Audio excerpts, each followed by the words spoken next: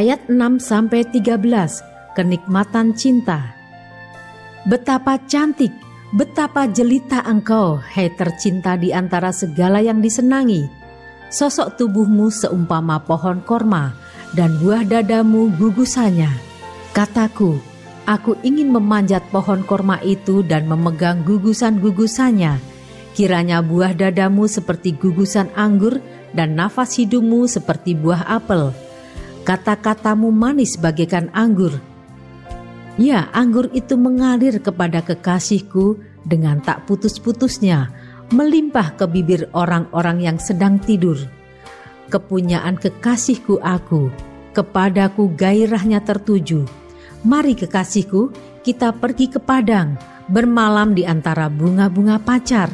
Mari kita pergi pagi-pagi ke kebun anggur, dan melihat apakah pohon anggur sudah berkuncup, apakah sudah mekar bunganya, apakah pohon-pohon delima sudah berbunga. Di sanalah aku akan memberikan cintaku kepadamu, semerbak bau buah dudaim. Dekat pintu kita ada pelbagai buah-buah yang lezat, yang telah lama dan yang baru saja dipetik. Itu telah kusimpan bagimu kekasihku. Shalom saudara, pernahkah kita memuji pasangan kita?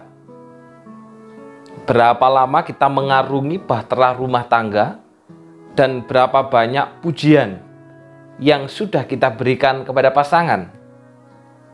Atau sebaliknya saudara, cacian lebih banyak daripada pujian. Saudaraku, bagian yang kita baca hari ini menceritakan bagaimana kedua mempelai saling memberikan pujian. Mempelai pria berkata dalam ayat yang ke-6, betapa cantik, betapa jelita engkau, hai tercinta di antara yang disenangi. Dalam terjemahan lain, sungguh cantik jelita engkau, yang tercinta di antara yang disenangi.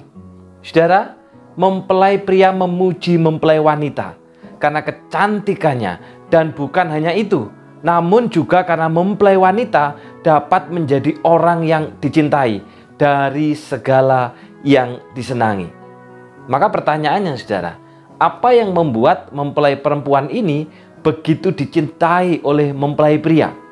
Dalam ayat yang ke-10 dikatakan bahwa aku milik kekasihku, ia menginginkan aku. Saudaraku, inilah alasan mengapa mempelai pria sangat mencintai mempelai wanitanya. Oleh karena saudara, mempelai perempuan mengakui bahwa dia adalah satu-satunya milik mempelai pria. Dan dia pun juga mengakui bahwa mempelai pria hanya satu-satunya yang menjadi miliknya. Saudara, mempelai laki-laki dan mempelai perempuan merupakan gambaran hubungan Kristus dengan jemaatnya. Terjadi relasi, komunikasi, dan ikatan perjanjian antara keduanya. Kristus adalah mempelai laki-laki. Saya dan Bapak Ibu Saudara adalah mempelai perempuan. Pertanyaannya saudara, apakah kita sebagai gereja, sebagai jemaat sudah menjadi mempelai perempuan yang dicintai Kristus? Mempelai perempuan yang menyukakan hati Kristus? Karena kita hanya menjadi milik Kristus, dan Kristus adalah milik kita. Seperti jawaban Katekismus Heidelberg minggu yang pertama, pertanyaan yang pertama, bahwa aku dengan tubuh dan jiwaku, baik pada masa hidup maupun pada waktu mati, bukan milikku, melainkan milik Yesus Kristus, Juru Selamatku yang setia. Artinya saudara, pikiran, hati, mulut, tangan adalah milik Kristus. Pikiran kita milik Kristus, hati kita milik Kristus, mulut kita milik Kristus, tangan kita milik Kristus. Ataukah semua itu masih menjadi milik dunia, sehingga pikiran kita, hati kita, mulut kita, tangan kita hanya melukai, baik itu pasangan maupun sesama tubuh Tuhan, bahkan hati Tuhan sendiri. Saudaraku yang dikasihi Tuhan, menjadi mempelai yang menyukakan hati Tuhan adalah mempelai yang memberikan dirinya menjadi milik Kristus dalam segala hal. Mempelai laki-laki dan perempuan dalam kitab Kidung Agung menggambarkan relasi kekudusan antara orang percaya dengan Allah yang dipersatukan melalui Kristus. Tuhan sendiri telah memberikan dirinya menjadi manusia di dalam Kristus. Melalui pengorbanan dan darahnya, Ia telah membayar lunas saya dan Bapak Ibu Saudara untuk menjadi miliknya.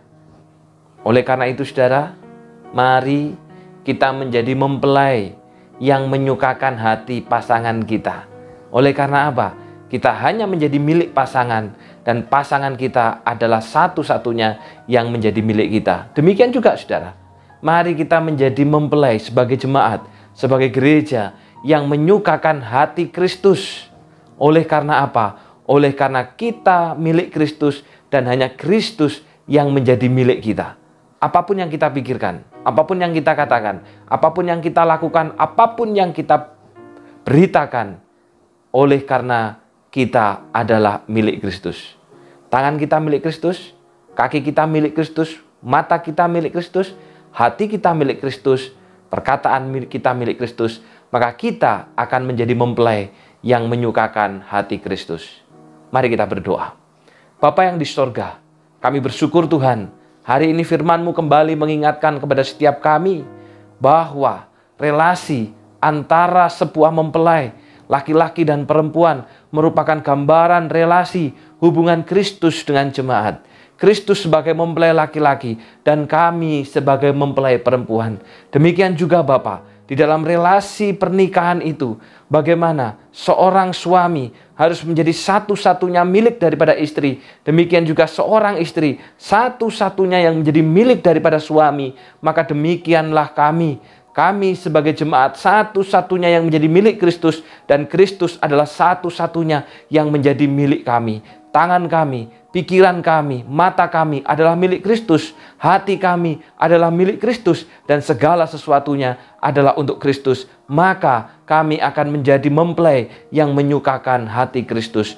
Mengingat ya Bapa, untuk kedua saudara kami yang pada hari ini berulang tahun, yaitu saudara Edwin Wijaya. Kami bersyukur Bapa, beberapa waktu yang lalu saudara Edwin telah memasuki kehidupan yang baru di dalam pernikahan. Biarlah kiranya Edwin menjadi pasangan yang menyenangkan hati Kristus, oleh karena dia satu-satunya yang menjadi milik daripada pasangannya.